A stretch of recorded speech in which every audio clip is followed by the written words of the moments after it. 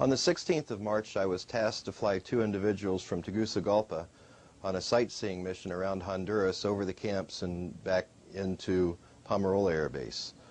We were flying an aircraft 228, which is actually aircraft tail number, I don't see it right offhand in here. At any rate, it was Dustoff 228. Mr. Hibbard was a pilot. I was his co-pilot on this particular mission. Our passengers were R. Young of the Arkansas National Guard and an M. Harari, who represented interests of Panama and was referred to as Ambassador Harari. M. Harari was actually Mike Harari, a Mossad agent.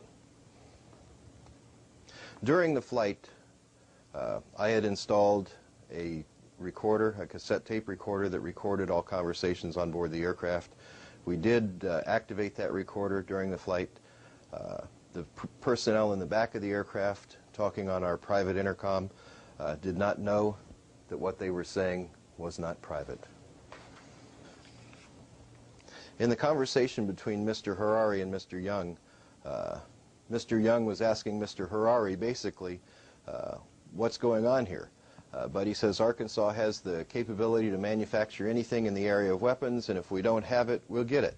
Harari said in return, how about government controls? Well, Young then came in and said the governor's on top of it, and if the feds get nosy, we hear about it and make a call. Then they're called off. He was looking around the countryside and continued, why the hell would anyone fight for a shithole like this? Harari referred, shaking his head in awe, what we do has nothing to do with preserving a country's integrity. It's just business. And third world countries see their destiny as defeating borders and expanding. The more of this mentality we can produce, the greater our wealth. We train and we arm. That's our job. And in return, we get a product, far more value than money for a gun. We're paid with the product, and we credit top dollar for the product. Still looking confused. Buddy was still looking confused, and Mike continued. Look, 1 gun and 3,000 rounds of ammo is $1,200. A kilo of product is about $1,000. We credit the Contras $1,500 for every kilo. That's top dollar for a kilo of cocaine down here. It's equivalent to the Americans' Kmart special, buy 4, get 1 free. On our side, we spend $1,200 for a kilo and sell it for $12,000 to $15,000. Now that's a profit center. And the market is much greater for the product than for the weapons. It's just good business sense, understand? Buddy responded with, damn, so you guys promote wars and revolution to provide weapons for drugs. We provide the non-numbered parts to change out, and we all win. Damn, that's good. Harari, the Mossad agent, said in return, it's good when it works, but someone, how do you say, has his hand in the coffer? Buddy responding on the defensive. Well, we get our 10% right off the top, and that's plenty. Goofus can make it go a long way. Harari responded to that. Who is Goofus? Governor Clinton. That's our pet word for him. You know, they call the president POTUS for President of the United States. Well, we call Clinton Goofus for Governor of the United States. He thinks he is, anyhow. That's your problem in America, Harari responded. You have no respect for your elected officials.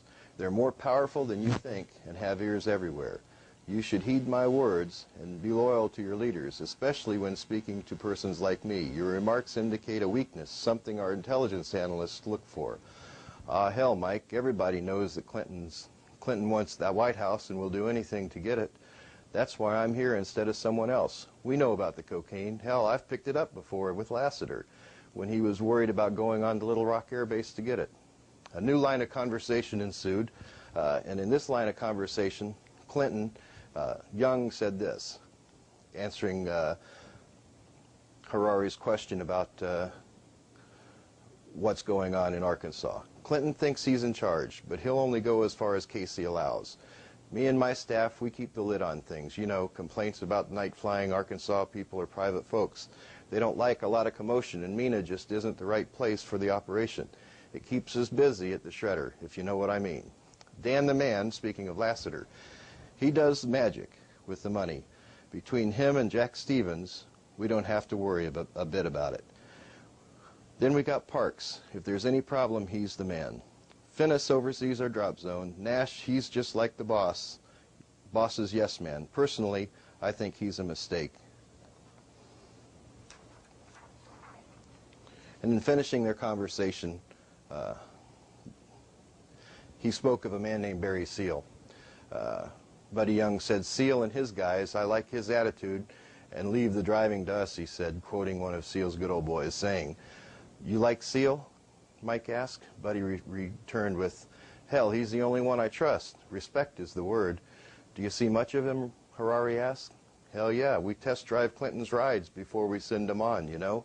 He laughed, grinding his hips, saying, how much coke do you reckon you can make in a week? Harari responded with, one camp can produce 400 keys a week. The others are about half that. But that's just our operation here. We have other sources in various parts of the world. Why do you ask? What? Oh, the governor wanted to know our capacity. Mike, who else is on the team? Well, hell, I forget who I told you about. Harari ran down the list from his memory. And then Young continued, oh, there's a manufacturer, these two, and the tape stopped at that point. That's a taped conversation between Mike Harari and Buddy Young. Buddy Young was the security chief for Governor Clinton of Arkansas. What are we looking at? This is a Department of Defense International Flight Plan filed on the 30th of March 1985 with operations at Pomerola Air Base. The flight was actually a day flight into La Mesa and then on into Tela, Honduras. We were delivering some people in for an overnight stay. That night I was tasked by Wally World, the intelligence arm of Pomerola Air Base, to pick up several passengers. These are the notes from those passengers that I picked up and flew that night under night vision goggle flight.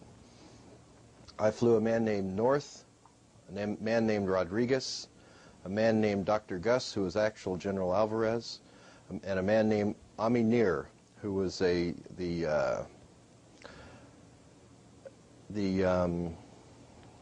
counterterrorism counselor to Shimon Peres of Israel. I flew them into Rus Rus, a camp outside of the main camp, where a cocaine kitchen was operating by the Contras. We then went to Santa Ana, another cocaine kitchen in operation by the Contras. North said the following: Vice President Bush was going to take care of Seal and Noriega. They spoke about the meeting in Costa Rica 6 days prior. Said Barr had spoken to Bush via SATCOM. The Vice President ordered that Seal and Noriega be taken out. When Barr handed me the phone, Vice President Bush seemed very agitated. He wanted the serial number of Seal's aircraft. He said if we needed to, we may have to take extreme measures. He told me that these men were out of control. This shouldn't be happening, he said. Do you understand? I told him that I did, but I really didn't at that point. This shouldn't be happening, he had repeated. Now it's going into perspective. He wants to hit on Seal and Noriega. It'd be pretty easy, a cooler marked med supplies on Seal's plane, but one like we'd put on Torrijos' aircraft. One in Noriega's plane, too. That would take care of the problem. Barr said he'd take care of it, though. I wonder what he'll do. These were my notes on the 30th of March, 1985. I believe today we know exactly what he did to take care of Mr. Seal and Mr. Noriega.